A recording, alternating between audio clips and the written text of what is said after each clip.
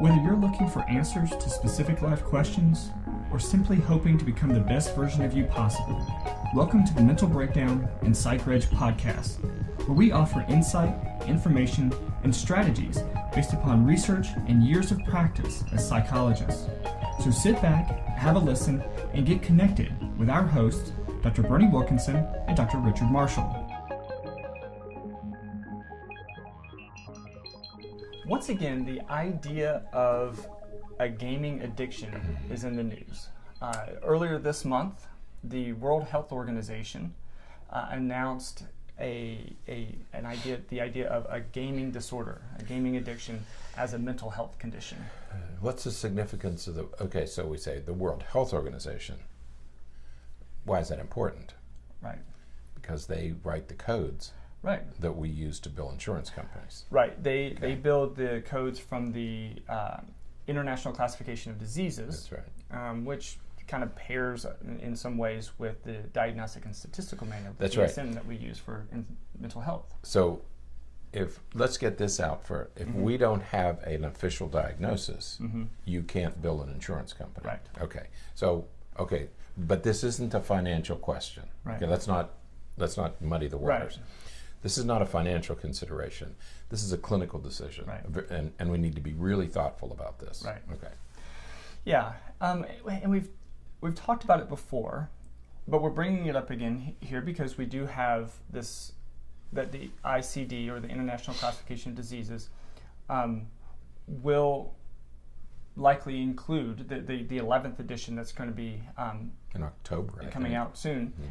Will likely include this as a diagnosis. And the Diagnostic and Statistical Manual may follow suit. Right. So this may end up in the American version, the American Psychiatric version, DSM-5. So it's very possible that we could, by October or November, sometime this year or early next year, have a new diagnosis called gaming disorder. Right. Okay. Now. And that's about as far as we go as far as our agreement. No. That's not true. I've said this before. What's the problem with this? The problem that I see in this? Right.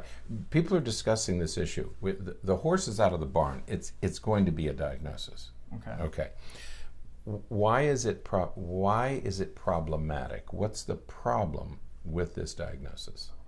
The problem with the diagnosis, from my perspective, many people have that perspective, is that we are attributing this behavior, we are attempting to pathologize a behavior that could be the result of any number of other things, from, to just put it bluntly, bad parenting, uninvolved parenting, childhood boredom. There's a number of things that it could be that results in this, but we are attempting to pathologize it, and I think that the biggest concern that I have with it is the referring to it as an addiction.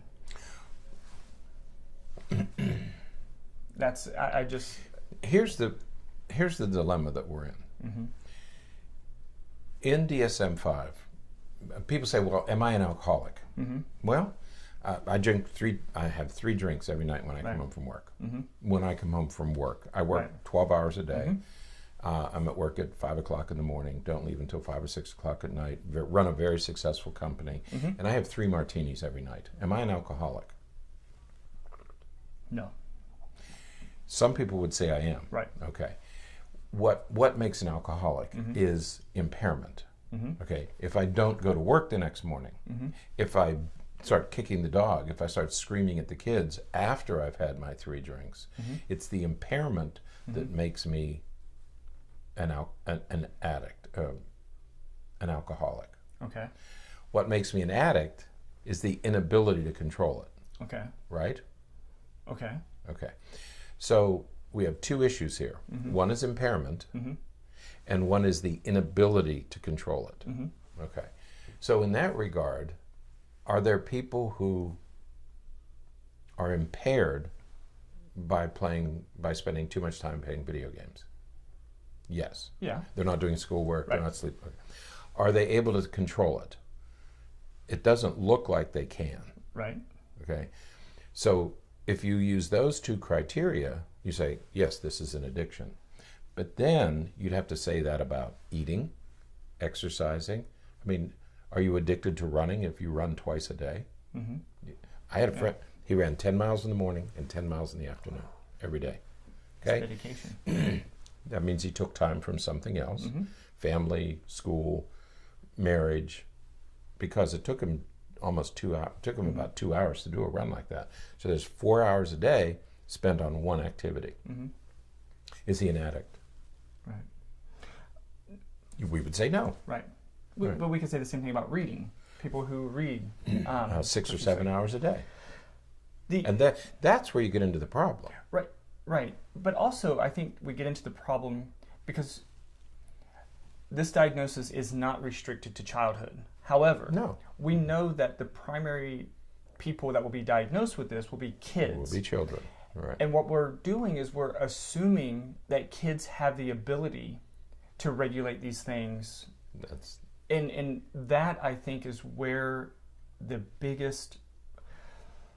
that's the biggest issue to me. That's right. Because an adult, Mm-hmm. we assume, has the ability to inhibit alcohol consumption. Right. We assume that they have the ability to make informed, appropriate decisions as it relates to their behavior. Right. Can we assume that for a 7-year-old? Can we assume that with a 12-year-old? I don't know that we can consistently assume it at those young of ages, especially when we have sort of the complicating factors of whether it's ADHD or anxiety or some of these other things Right. that kids could be experiencing, Right. or again, trauma or neglect or lack of parental involvement. Mm-hmm. A kid whose parents want him to keep himself busy all evening while the parents are doing the things that they need to be doing, and that kid keeps himself busy and engaged with video games. Mm-hmm. And then when asked to come off the video games, he gets upset about it and he's angry and he yells or something. Mm-hmm. Is that because he has an addiction, or is it because he has found meaning in this and he Right. doesn't have the self-regulation skills to decide otherwise? And he has nothing else to do. Right. I mean, his parents are disengaged. Right. Okay. Here's another complicating factor. Mm-hmm. I was teaching a graduate class, and I said, "Well, this patient was addicted to marijuana," Mm-hmm. and immediately a hand shut up. Said, "No, that's not possible. You can't be addicted to marijuana." Right. Okay, and so obviously we were talking about two different things. She Right. was talking about a physiologic addiction Right. that had something to do with brain receptors and Right. receptor sites. I was talking about a habit. Right. Okay. Mm-hmm. You can be addicted to anything. Right. Using my definition, you could be addicted to anything. Right. So I think another complicating factor is how do we define addiction? Right. Okay. And therein lies the problem, Mm-hmm. is that there are many definitions of addiction. Mm-hmm. Okay. And what we're saying is we're not sure that gaming should be in that category Right. of addiction. Because you're Yeah. right. This is directed at children. Right. Clearly. Because Because adults don't care. It's completely different when we talk about those college students, because we heard about Right. this, 10 or 20 years ago, 10 or 15 years ago maybe. Those college students who are failing all of their classes, or those adults who were being fired from their jobs because they were staying home and playing World of Warcraft all night long, Right. and they are logging in hundreds At of work. hours, Or they're logging in at work. and they're doing it. To me, that is different, and we could talk about addictions in those circumstances, because Right. again, we're talking about people who we should and would expect to have the skills and ability to Right. make decisions otherwise. I think in an adult, I think you're right. In an adult brain, Right. Somebody over the age of 20, or like a college student. Right. Now we're talking about what could be a true addiction. Right. Okay, Right. They would meet all the criteria, and they would be impaired. Right. I think it's very difficult to talk about addiction in young children. Right. Children younger than, say, 13, 14, Right. especially. Okay, because whether we're talking about marijuana or alcohol or sleep or reading or anything, how do you really know that it's an addiction? Right. You know, has the brain changed, for example? Is there impairment? If a child is simply spending too much time on playing video games, then unplug the video games and take them out of your house. Right. And I would bet that within a few days or a week or two, that child's going to be functioning just fine. Right. Okay. Right. Because it's not really an addiction. Right. It's just a bad habit he's gotten into, and he's learned to do that rather than other things he could be doing. Yeah, absolutely. And to be fair, you know, the World Health Organization is calling this a gaming disorder, not a gaming addiction. True. But And as you read the criteria, it does suggest it's addiction. It suggested an addiction. Right. And the other thing that bothered me about this is that one of the reasons it's almost as though they were justifying it, because we have treatment centers now that are appearing, that are popping up around the country, summer camps to get your children to treat the addiction. Right. You know, they're going to summer camps to stop playing video games as though they're going to a rehab center in Palm Beach. Right. You know, that's, to me, that's backward. You yeah, know? it's the tail wagging the dog. You Right. know, we have a treatment center, so now we need a problem. Right. It's a solution looking for a problem.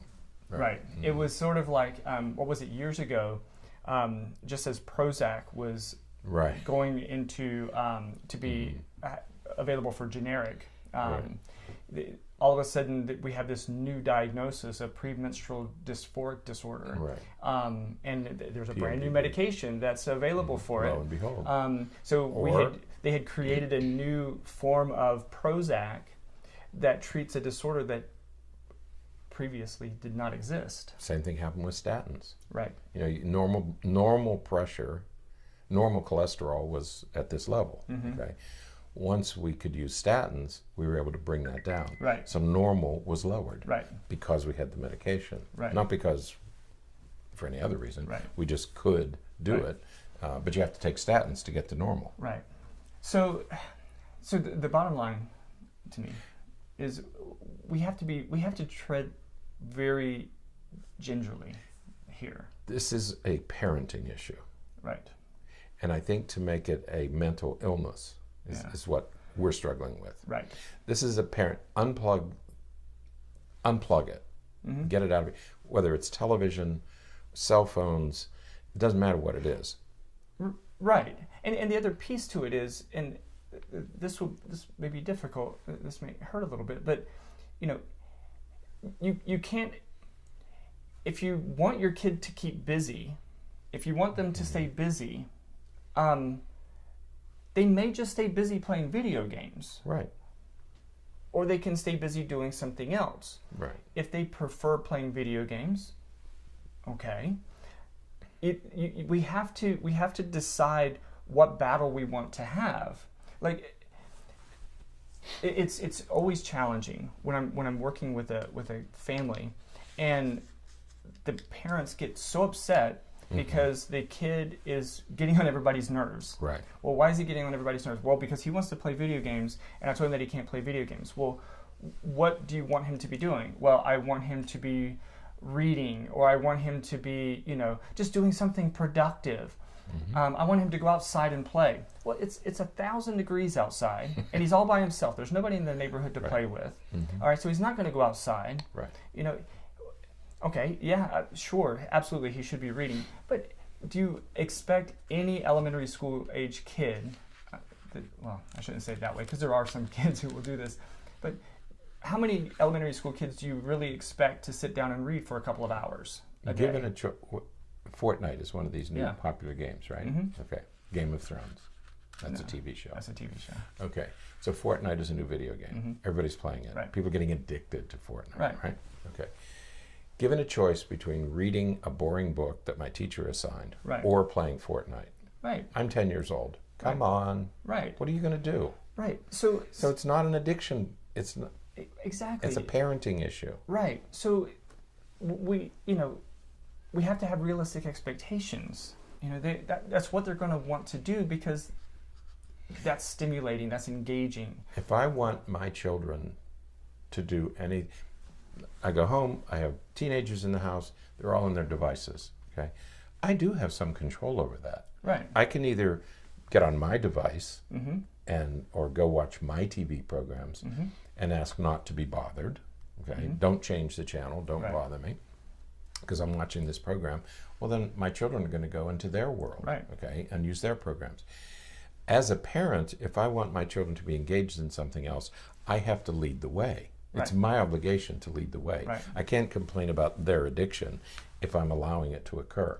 So I have to have the energy and the to get up and say, okay, guys, we're going to go here, or we're going to do this. You know, it's what we talked about earlier yesterday about be proactive, take action, do something. Don't sit back and be passive and then complain that somebody's addicted. Because that's what parents will do is they'll get, they'll restrict their child to 30 minutes of screen time a day. And then be just spend the rest of the time griping and complaining and punishing the kid because he's just not keeping himself busy. He's not doing the things he should be. To me, there are times when it's really difficult to appreciate the relative benefit of playing Legos over playing a video game. I mean, I get the fine motor stuff with the Legos and everything, but as you're approaching 10, 11, 12 years old, those fine motor skills should be there, so they're fine. Creativity, you could take something as simple as Minecraft. That's a game that can spawn a great deal of creativity. So why emphasize, well, they need to play with these toys, they can't play with those toys because those toys are electronic. So we just have to be realistic with it, and I think set appropriate limits, certainly, but I think the issue is who controls the schedule. Okay. And you can either give the schedule over to your children and they're going to make 10-year-old or 11-year-old or 12-year-old decisions, or you can maintain the schedule in your house. You decide. Okay. But to move to an addiction, and that's why we have trouble with this concept of an addiction. Is it an addiction, or is it just because we don't have control of the schedule? It's a slippery slope. So, all right. Not that it's not a problem. We all acknowledge it's a problem. Kids are spending too much time doing one thing. But the solution may not be pathologizing it. Substance abuse therapy. All right. Would love to hear what you guys weigh think. in on this one. We need all the help we can get. Absolutely. So love to hear from you. That's it for today. Until next time, stay happy, stay healthy, and forget to be afraid. Thanks for sharing this episode of the Mental Breakdown and Psychreg podcast. Be sure to check out the show notes for links to follow us on Twitter and subscribe to our YouTube channel, where you will find all of our previous podcasts and much more. We would be honored if you would become a patron through patreon.com, where any donation you can manage will go to the development and creation of more content. Just visit patreon.com/thementalbreakdown for more information. Thanks again for listening. Have an awesome day, and we look forward to being back in your feed tomorrow morning.